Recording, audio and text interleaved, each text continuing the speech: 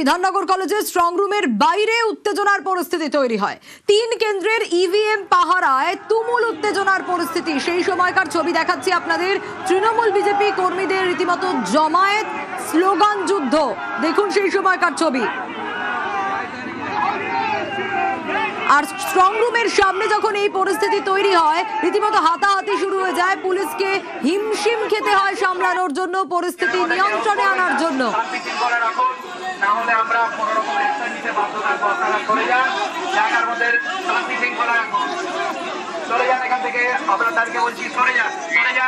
রাস্তাটা খালি শৃঙ্খলা রাখুন। প্রত্যেকে আপনারা দায়িত্বপূর্ণ নেতা, প্রত্যেকে একটা পার্টিকে রিপ্রেজেন্ট করেন।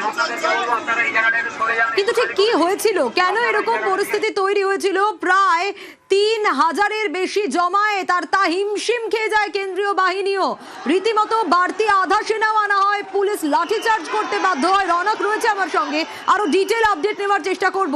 রনক, দেখো, একেবারেই বিজেপির যেটা অভিযোগ যে গতকালকে তারা সন্ধ্যেবেলায় এই বিধাননগর কলেজ তার বাইরেই তাদের 3টি ক্যাম্প করছিল এবং সেই ক্যাম্পগুলোতে তৃণমূলের কর্মী সমর্থকরা এসে তাদের যে দলীয় পতাকা, সেই দলীয় পতাকা লাগিয়ে দিয়েছিল।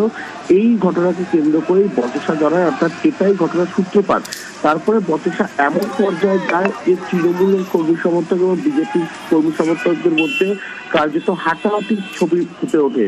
তারপরই পুলিশ এবং কেন্দ্রীয় বাহিনীর জওয়ানরা ঘটনাস্থলে পৌঁছায়। জমায়েত সহায়তায় পুলিশ অনবরত মাইকিং করতে শুরু করে এবং তৃণমূলের অভিযোগ কেন্দ্রীয় বাহিনীর জওয়ানরা হঠাৎই তাদের উপর লাঠিচার্জ করে এবং দফায় দফায় উত্তেজনা বাড়ে এবং প্রায় 3000-এর কাছাকাছি সেই এলাকায় স্ট্রং রুমে প্রায় 200 মিটার দূরে এই জমায়েত হওয়ার ফলে কিন্তু আরো বাড়তি ফোর্স ঘটনাস্থলে নিয়ে আসা হয়।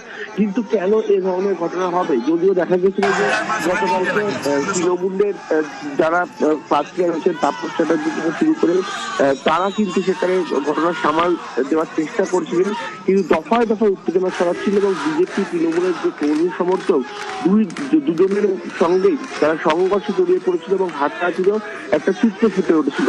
সেক্ষেত্রেই পতাকাকে লাগানোকে কেন্দ্র করে এই ঘটনার সূত্রপাত থেকে এর পেছনে অন্য কোনো ঘটনা রয়েছে, গোটা বিষয়টি খতিয়ে দেখা হচ্ছে এবং বিশাল পরিমাণে পুলিশ বাহিনী করে মোতায়েন করা হয়েছে এবং এখনো পর্যন্ত কিন্তু কেন্দ্রীয় বাহিনী যারা জওয়ান তারাও সেখানে মোতায়েন রয়েছে। বললাম স্লোগান দিন, পলিটিক্যাল স্লোগান। ওখানে ইঙ্গিত করে স্লোগান দিলে এটা একটা অন্যদিকে চলে যায়। আমরা কেউ সন্ত্রাসবাদী না, আমরা রাজনীতি করি। মানুষ রায় দিয়ে দিয়েছে, যা রায় বেরোবে আমরা সবাই মাথা পেতে নিয়েই বেরোতে হবে। আমরা ভারতীয় জনতা পার্টিকে বিশ্বাস করি না, তাদের মেকানিজম, তাদের বিষয়, আর যেভাবে তারা নির্বাচন করেছে, রাষ্ট্রপতি শাসনের আবহে নির্বাচন করেছে। এখানে আমরা তো কোনো ইনডিসিপ্লিন করছি না। ওরাও যা যাচ্ছে আমরাও ভেতরে যাচ্ছি। বাইরে থেকে আমাদের দল থেকে নির্দেশ দিয়েছে করা। আমি সবাইকে অনুরোধ করবো শান্তভাবে বিষয়টা দেখুন। ঠিক আছে। তৃণমূলের হারমাদ বাহিনী এবং গুন্ডারা, চোরটা গাঁটকাটারা আজকে রাস্তায় নামলো। আপনি দেখতে পাচ্ছেন আমাদের ফুটপাতের ভেতরে যে ক্যাম্পটা আছে একটা ফাঁকা প্লটে, তার সামনে আমাদের চোখের সামনে ওরা একটা ওদের ক্যাম্প তৈরি করলো। তৃণমূল কংগ্রেসকে দেখে আমার না কষ্ট হচ্ছে। পয়সা নেই মনে হয় ওদের, পেশি তো নেই। দেখতে পাচ্ছেন তো, আমরা এত রাত্রেও বিরোধী হয়েও লড়ে যাচ্ছি। পয়সাও নেই, পেশিও নেই। আমাদের তৈরি ক্যাম্পে নিজেদের ঝান্ডা লাগাচ্ছে।